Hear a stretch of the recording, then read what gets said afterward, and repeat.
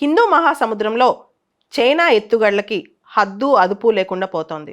ఇంతకుముందు string of pearls policy, ముత్యాల హార సిద్ధాంతం అని చెప్పి భారతదేశాన్ని హిందూ మహాసముద్రంలోనే ఎన్సర్కిల్ చేయడానికి ట్రై చేస్తూనే ఉంది.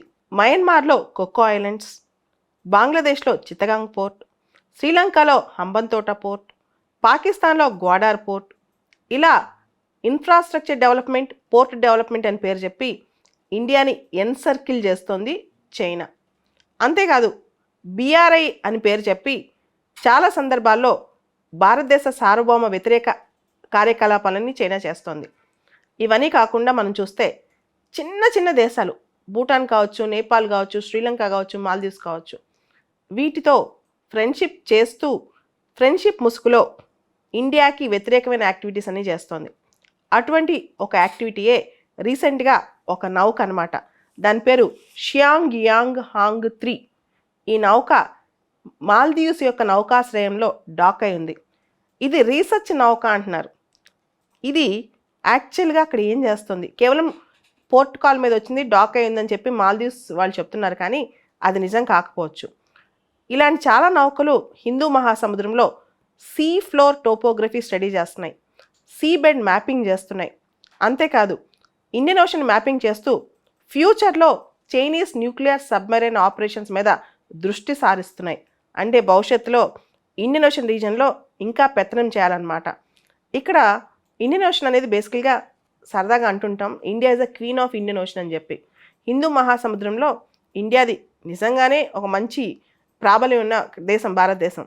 అయితే ఇక్కడ చైనా ఇక్కడ ఇండియాని చుట్టుముడితే ఇండియాని కంట్రోల్ చేయొచ్చు, కంటైన్ చేయొచ్చు అని భావించడం ఇండియా చుట్టుపక్కల దేశాలతో. ఇంతకుముందు శ్రీలంకలో రెగ్యులర్గా ఇలాంటి నౌకలు వచ్చేవి, కానీ ఇండియా స్ట్రాంగ్గా అబ్జెక్ట్ చేసింది, శ్రీలంకకి చెప్పింది రెగ్యులర్గా ఇలాంటి నౌకల్ని రానిచ్చి ఇట్లాంటి రీసెర్చ్లు చేయొద్దని చెప్పి. ఇప్పుడు మాల్దీవ్స్లో ఉందన్నమాట ఈ నౌక డాక్ అయ్యి. దీని మీదే ఇప్పుడు ప్రపంచం దృష్టి అంతా, భారతదేశం దృష్టి కూడా. ఈ నౌక ఇక్కడ డాక్ అవటం అనేది మనకు అనుమానాలు రేకెత్తిస్తున్నాయని చెప్పొచ్చు. ఇది ఇలా జరుగుతుంటే ఇంకోవైపు మాల్దీవ్స్ రాజకీయాల్లో కొత్త పోకడ వస్తుంది. మాల్దీవ్స్లో మొహమ్మద్ మొయిజు ప్రభుత్వం వచ్చిన తర్వాత యాంటీ ఇండియా యాక్టివిటీస్ బాగా పెరిగిపోయాయి. అయితే మాల్దీవ్స్లో అపోజిషన్ పార్టీస్ మాత్రం దీన్ని ఖండిస్తున్నాయి. ఇండియా పైన అంత వ్యతిరేక చూపిస్తే అది మాల్దీవ్స్కి నష్టం అని చెప్తున్నాయి. ఇక్కడ మాల్దీవ్స్లో మాల్దీవియన్ డెమోక్రటిక్ పార్టీస్ అన్నీ కూడా మొహమ్మద్ మొయిజుకి వ్యతిరేకంగా ఇండియా అవుట్ క్యాంపెయిన్ ఇలా చేయటం, ఇండియాకి ఎంత వ్యతిరేకత చూపటం తప్పు అని కూడా చెప్తున్నాయి అన్నమాట. ఇన్ఫ్యాక్ట్ రీసెంట్గా మాలే మేయర్ ఎలక్షన్స్లో కూడా మొహమ్మద్ మొయిజు అపోజిషన్ వాళ్ళే గెలిచారు. మొహమ్మద్ మొయిజు యాంటీ ఇండియా క్యాంపెయిన్కి మాల్దీవ్స్ లోపల కూడా నిరసనలు వ్యక్తం అవుతున్నాయి. మాల్దీవ్స్ చాలా చిన్న దేశం అయినప్పటికీ కూడా హిందూ మహాసముద్రంలో అది చాలా వ్యూహాత్మకంగా ఉన్న ప్రాంతం అన్నమాట. మోడీ గారు కొన్ని సంవత్సరాల క్రితం Sagar security and growth for all in the reason అనే ఇనిషియేటివ్ కూడా తీసుకొచ్చారు అక్కడ. అంతేకాదు ఇండియన్ ఓషన్కి సంబంధించి మాల్దీవ్స్ చాలా కీలకం. అక్కడ సుస్థిరత, భద్రత, సీలేన్ సెక్యూరిటీ అనేది మనకు చాలా ఇంపార్టెంట్ అనమాట. అండ్ మాల్దీవ్స్ మన సార్క్ కంట్రీ కూడా.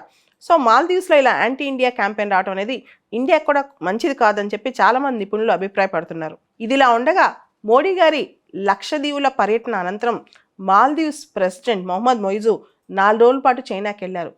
చైనాకి వెళ్ళి కూడా అక్కడ యాంటీ ఇండియా కామెంట్స్ కొన్ని చేశారు ఆయన. అయితే ఇక్కడ మనకి ఒక విషయం ప్రస్ఫుటంగా కనిపిస్తుంది. చాలా సంవత్సరాలుగా భారత్ నుంచి మాల్దీవ్స్కి వెళ్ళే పర్యాటకులు అత్యధికంగా ఉన్నారు. వీళ్ళని కోల్పోవటం మాల్దీవ్స్కి నష్టమే. తాజా పరిణామాల దృష్ట్యా చాలామంది పర్యాటకులు భారతదేశం నుంచి మాల్దీవ్స్ చేసుకున్న హోటల్ బుకింగ్స్, టూరిజం బుకింగ్స్ అన్నీ క్యాన్సిల్ చేసుకుంటున్నారు. సెలబ్రిటీస్ కూడా సోషల్ మీడియా వాడి మరీ దీన్ని క్యాన్సిల్ చేసుకోమని చెబుతున్నారు.